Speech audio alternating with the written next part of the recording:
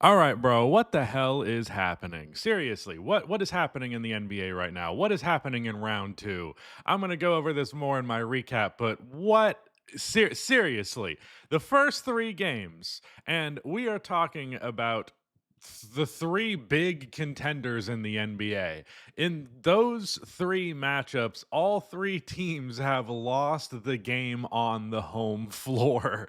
The Pacers beat the Cavs, the Nuggets beat the Thunder, and the Knicks beat the Celtics. Wow. I'm not going to get into what that means right now overall. We're just going to focus on this Nuggets Thunder game that I can say conclusively the Thunder just completely threw away. Like a game that they absolutely should have won, and they just completely biffed it. Now, I fear how the direction of the commentary of this series is going to go in terms of the vitriol and all of that, because with the MVP debate being what it was this year, everyone's looking to like go, oh, this game proves Jokic is the MVP. This game proves Shea is a fraud.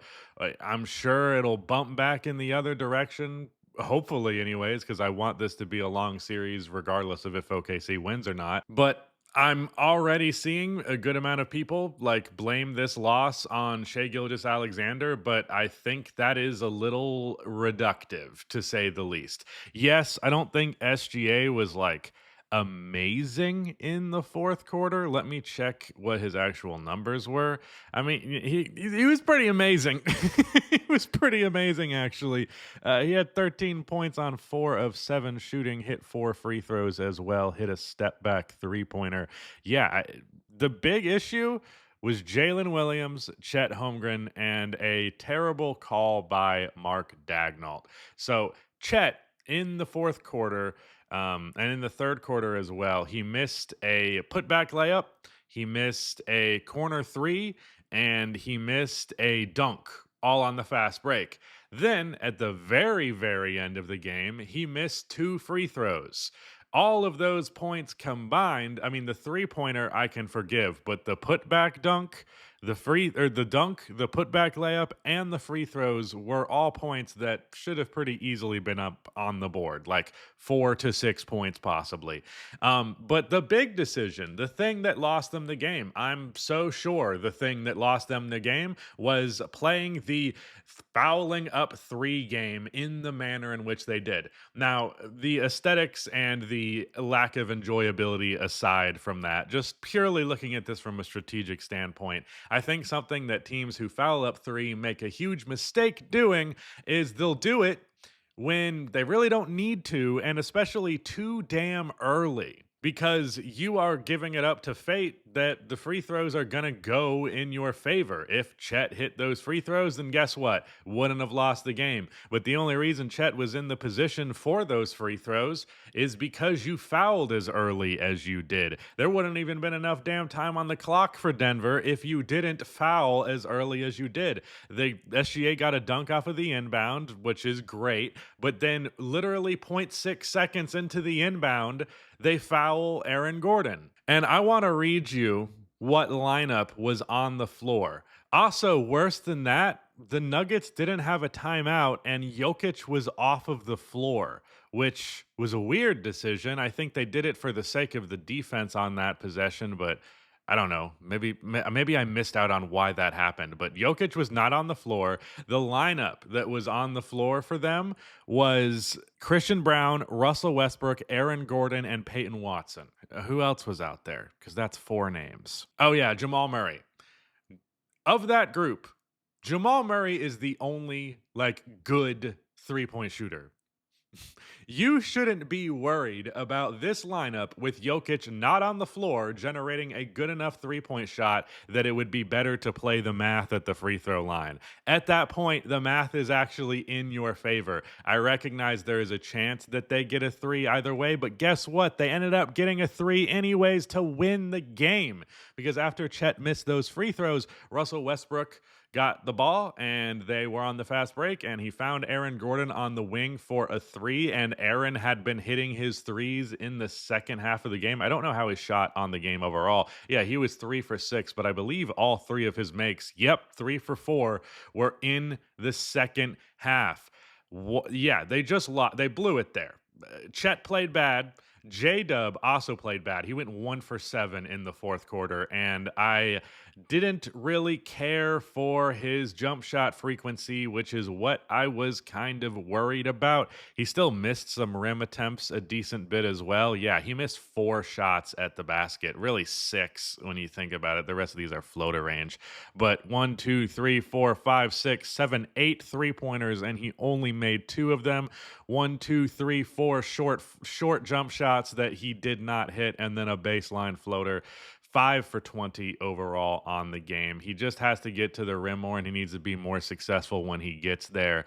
And not putting pressure on the rim is going to kill them. I don't know what SGA's rim frequency was. I think he mostly operated in the really short mid range.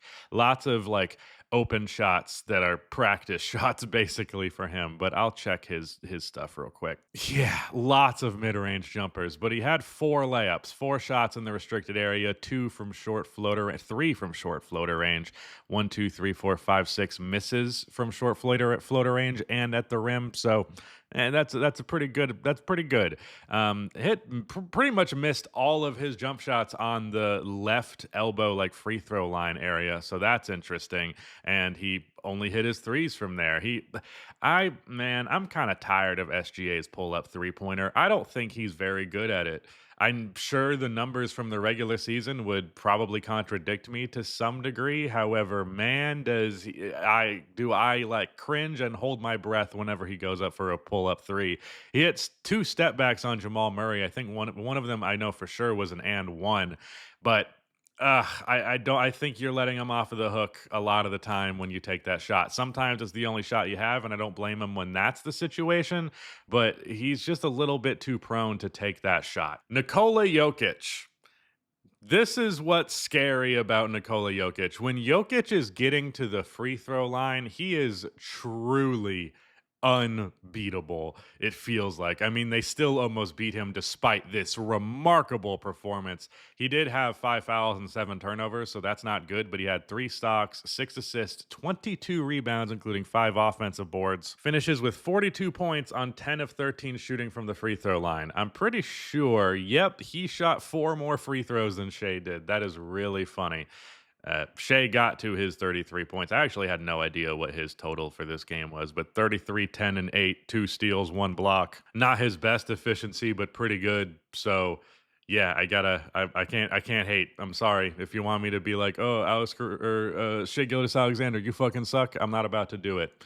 Lou Dort hit his 3 pointers. He missed his first 5 and then he made his last 4. So that was funny. Alex Caruso was amazing in this game. And that is the big L here. That is the thing that really stings if you're the Thunder, because while I think you can get the type of defensive impact that Alex Caruso had in this game with regularity, maybe not 5 steals and 2 blocks worth, including blocking Jokic from behind, but you probably are going to get very, very good, super impactful, high stock type defense from him throughout the entire series. But 20 points, 5 of 9 shooting from 3, that is not going to be easy to come by. He also got 6 dimes. Like, oh man, what a great performance from him.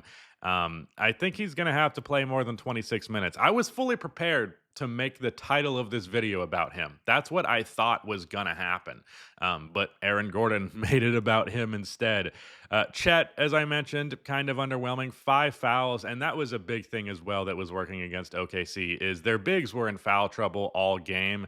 Lou Dort and Shea and Caruso kind of flirted with foul trouble a little bit, but Chet and Isaiah Hartenstein, 5 fouls each. As for how this series is going to go forward, I don't know what to do right now, frankly. Not just this series, but the other two. Like, it's very weird. I don't know. It'll be wild if the Warriors win game. The Timberwolves have the higher seed, right? I'm remembering that correctly. Yeah. Yes. The Timberwolves have the higher seed. Duh. Yeah. I don't know why I blanked on that. They were in the damn play-in. Will the Timberwolves lose in game 1? Is that what's about to happen? Because if we go 4 for 4 on the away team losing or winning game 1, I don't know what to do with that, because statistically that dramatically increases the odds that they win the series. Even if the better team is still going to prevail every time. At the very least, we're going to get a much more competitive second round than I anticipated. I thought the Knicks could hang with the Celtics, but I didn't really think they would take game one on their home floor. I thought the Pacers would be competitive versus the Cavs. I definitely didn't expect them to take that game on their home floor, although I did feel it was slightly more possible when I remembered that Darius Garland was not playing in that game. Hopefully, he can return from game two and be ready for it. That's probably the most permissible out of all of these because there was also a dramatic variance in the shooting. But this game, OKC threw. Bad call by Mark Dagnall, horrible execution from Chet Holmgren. Also, one last thing about Chet. One last thing about Chet. He's doing this not playing Jokic one-on-one thing, and I think it's mostly smart. But there were possessions where it was like Lou Dort and Alex Caruso are going to take Jokic on the initial post matchup, and then Chet's supposed to rotate over. And I get that idea, especially with Dort just being incredibly hard to move, even if he is considerably shorter. But the thing is, Jokic's offense is all about hook shots and floater range shots. So the height advantage matters so much. Yes, it'll take Jokic a second to push through Dort, but Chet has to time his help perfectly in order to make that strategy actually better than just giving him the straight one-on-one matchup, because I'd rather just have Chet on the one-on-one matchup to contest the hook shots and floaters every time. Instead, Chet is regularly out of position, and that's the most shocking thing. Going into this series, I said that I was unsure of J-Dub and Chet as second options. I was not, or second and third options as the two most important players after Shea. Not too sure about how consistent and reliable they can actually be. This is a scary start. I, as much as the doubt has been for Shea, the only guy on this team that I have zero hesitance will be at the very least baseline pretty good in the series is Shea. Dort had a really great first game. Alex had a great first game. I also felt like Hartenstein was good in the minutes that he had. He got 4 offensive rebounds in 30 minutes. But if these two, if J-Dub and Chet are not going to bring it, and if Mark Dagnall is going to make a boneheaded decision like that again, Denver can absolutely win this series. And let me end on that. So far, as good as Minnesota was relative to what I expected, Denver has surprised me more than anybody else in this postseason thus far. They are way better than they were in the regular season. I thought there was a chance that firing the head coach and bringing in the new one last second would be a more positive than negative thing. I thought there was a chance of that, but I did not think it would be this night and day. The energy for this team is so dramatically different. The confidence out of these role players is so dramatically different. Peyton Watson, actually, he was the team worst in plus minus, so maybe I shouldn't give him credit. He did net the 1-3 that he took. Julian Strother also played, which was weird, but like the fact that Denver felt comfortable enough to get 24 minutes out of players who were not their top 6 is awesome. Russell Westbrook also had 18 points. He had 5 fouls himself too. Jokic had 5 fouls. Like this was just a very high foul game. Denver had 21 and uh the Thunder had 27 fouls.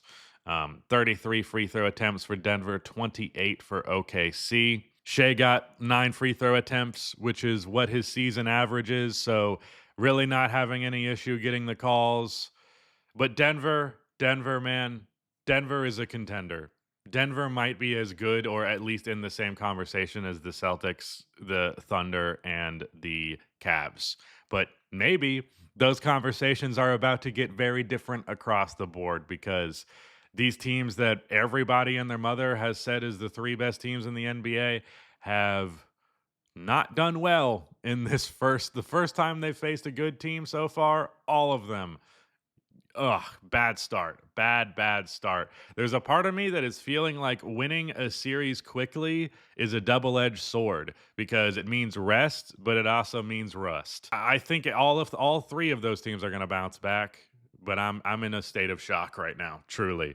This has gone on long enough, very rambly. I apologize. I'm going to have a recap up in the morning as well as hopefully pray to God I have enough time for a Warriors Timberwolves series preview. But with that said, that is it. Goodbye.